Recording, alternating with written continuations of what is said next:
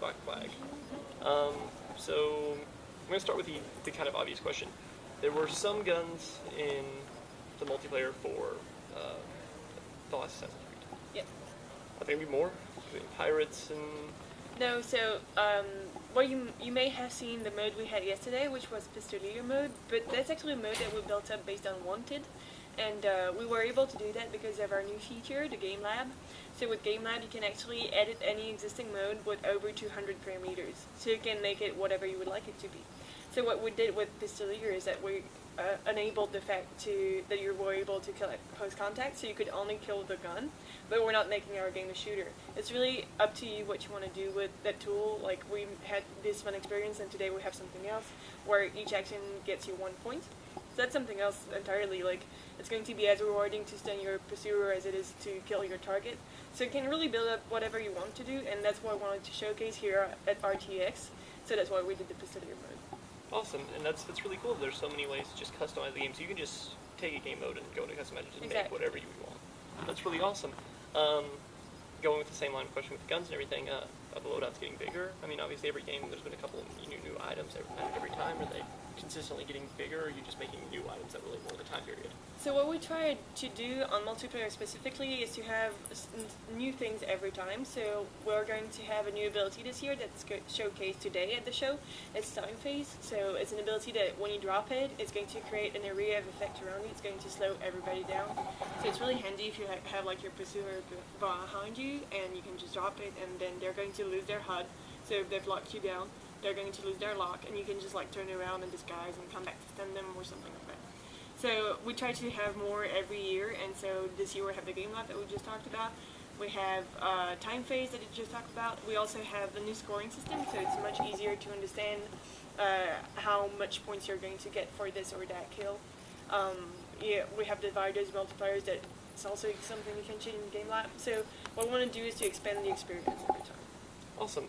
So adding all these new things, what has fan reaction been like? You know, because we can even show off the game a lot. There's a load of people just playing Assassin's Creed right now. What's fan reaction been like? We're really happy with the reactions we've gotten here and at other conventions. The feedback is generally really good from hardcore fans, but also from new players. Hardcore are happy because they've been asking for a lot of things, and with the Game Lab, they feel like they're going to be able to do whatever they wanted with the game, which is great. Like, they can ban abilities, but they can also force ability sets.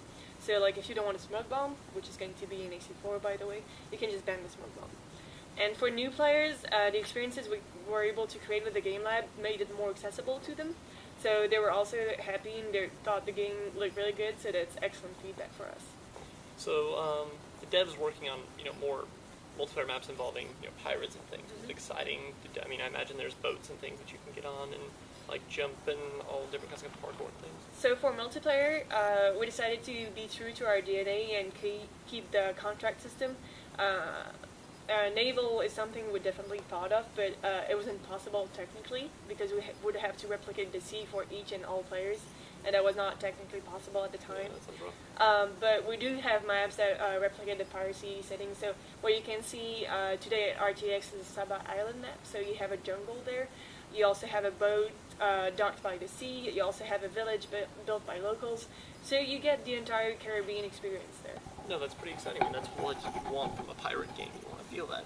We're going to talk a little bit about, I'm just curious, what was it like seeing developers work on the skins for this game for multiplayer? Because I imagine it was probably really cool watching them build pirate skins. For the characters, you mean? Yeah, the characters. Yeah, so they drew inspirations from movies, from books, from artists, and we created an entire new cast of characters. We know that players have their favorite characters from previous game. You may be surprised by some comebacks. But yeah, we have an entire new cast, a very colorful cast. We're showcasing a few characters downstairs, so you'll have the mercenary, who used to be a slave that was freed and is now seeking revenge. You have the duelist, who is of Spanish ancestry and is excellent at sword combat. You have Lady Black. She's been abandoned and recruited by the Templars. So they all have their history, and they all come from different backgrounds, and it was really cool working on them. I imagine it sounds like it was. So are there any, like, particularly new game modes? I mean, obviously it's the Game Lab, so you can make your own, but are there any new game modes that are actually just... So that's not something we're going to talk about yet, but we're saving some surprises for the rest of the summer before the game comes out. Makes sense. So let's see. I lost what I was about to ask, I'm sorry. That's okay. So what editing's for? So what is your favorite map to play on out of the maps you've shown? On AC4? Yeah. So far we've actually only shown Seba Island. We have other maps in the build, but I'm not going to talk about them now. I really like Seba Island because you get a really diverse range of sites. Like you have, like I said, the jungle. You can like go from 1-2 to 1-3. You can also hide in the cave behind. I don't know if you've seen that part, but I really like that map. It's really diverse and fun. I imagine all the maps are pretty much, but like you said, you don't want to talk about it. So, keep losing my train of thought. That's terrible. It's very bad interview etiquette. About What about your favorite game mode? Just My favorite game mode, personally? So, with the Game Lab, we did a lot of things. Like, we tried out a lot of things, and sorry. no, you're good. Keep going. We tried out a lot of things, and so we were able to see how different one mode could be. So, like, the two game modes that I was talking about, they're based on Wanted. So it's technically the same game mode, but you can do so many different things that you can really find the experience you like. Like, from what we're showing, I like the frantic mode. I think the fact that you can be rewarded as much for any action is great. Before we had the Game Lab, though, I really like Deathmatch. I think not having the combats makes it more difficult. What you can do in Deathmatch now is also have duplicates, so you have clones of your character, so that makes it even harder. But I don't know, like, the possibilities are really endless with that. But that's awesome. Have you heard a lot of good feedback about like the map design and things like that? Has it been? Yeah, we've got really good feedback. We got really good feedback about the looks too, because we're showing a rendering of what's going to be looking like on next gen. So what you need to know about next gen is that it allows us to have double the amount of polygons. So the graphics are much clearer than before, and we get really good feedback on that. And colorful cast of characters, piracy setting excites everyone. Oh, so. yeah. Yeah, we got extremely good feedback, and we're happy with that. I'm sure the studio is going to be happy when we come back with that too.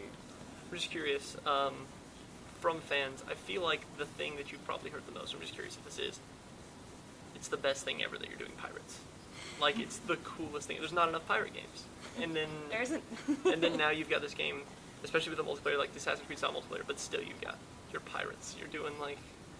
Yeah, like, we're really excited to be working on that team. It's like, I think most people love pirates. I think that's a safe thing to say. And with the single player also, everybody's getting excited to like be able to be on your boat in a free an open world, and just go on ships and track down other ships and all that. I think it's great.